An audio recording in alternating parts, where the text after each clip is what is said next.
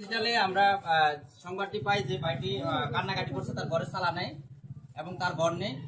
এইটি আমাকে আসলে একদম মনে অন্তরে গেঁথে যায়। আমি আসলে নিজেকে সহ্য করতে পারি না। ইতিমধ্যে আপনারা জানেন যে আমি গাইবান্ধা সুন্দরগঞ্জ দুটি ঘর দিয়েছি এই 10 দিন আগে। আমিও চিন্তা করলাম যে যেহেতু ভাই ঘর নেই, একটা ঘর দিই। এবং এখানে এসে আমি রিয়েলাইজ করলাম যে বাইরে আসলে যে ঘর দিবে সেই ঘরের জায়গাটিও নেই।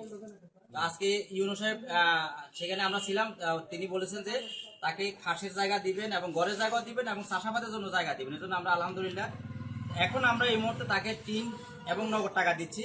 এখান থেকে এই দোকান থেকে, এই দোকান না জানি কি ভাই, মাইমুন এন্টারপ্রাইজ, সেই দোকান থেকে আমরা নতুন টিন দিচ্ছি এবং নগদ টাকা দিচ্ছি। আপনি টাকা দিয়ে আপনি ঘর মেরামত করবেন। পাশাপাশি আরো যদি ভবিষ্যতে সহযোগিতা লাগে সেটা আমরা করব। আপনার টাকাটা আপনি গ্রহণ করুন। দাঁড়ান ভাই, দাঁড়ান একটু দাঁড়ান। এই টাকাটা পেয়ে এবং টিন পেয়ে আপনার কেমন অনুভূতি লাগছে আপনি একটু বলেন। আসলে আমি অনেক খুশি। আমি জানি না এরকম হবে আর কি। এই কোম্পানিকে আসলে প্রতিষ্ঠানকে আর কি অনেক আন্তরিক ভাবে আমার বুকের ব্যথাগুলো আসলে দূর করতেছে।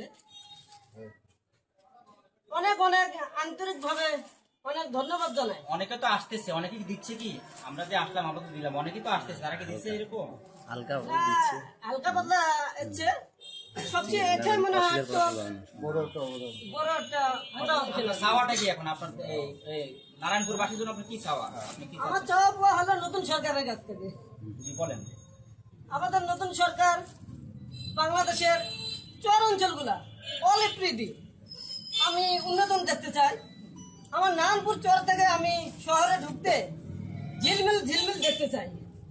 যখন 4 চাকা গাড়ি চলে, আসলে আমার তো তৈরি আমি 4 চাকা গাড়িতে উঠবো।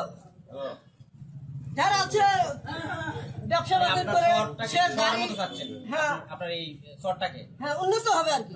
ধন্যবাদ। আপনারা শুনলেন যে আমাদের তাইজুল ইসলাম তাজু ভাই, তার অবশ্যই ইতিমধ্যে ফেসবুকে ভাইরাল তিনি, এবং তার ফলোয়ার হুড় করে বাড়ছে। আজকে মনে হয় এটা 1 মিলিয়ন ছাড়িয়ে যাবে। আমরা কিছুক্ষণ আগে দেখেছি। আপনারা সবাই ফলো দিবেন, লাইক দিবেন। পাশাপাশি যেই অনুদান দিবেন, আমার কথা হচ্ছে অনেকে আমরা দেখছি ভিডিওতে টাকা ধরে ধরে ভিডিও করতেছেন, সেখানে আপনারা ইনকাম করতেছেন কিন্তু ওনার কাছে আসতেছে না।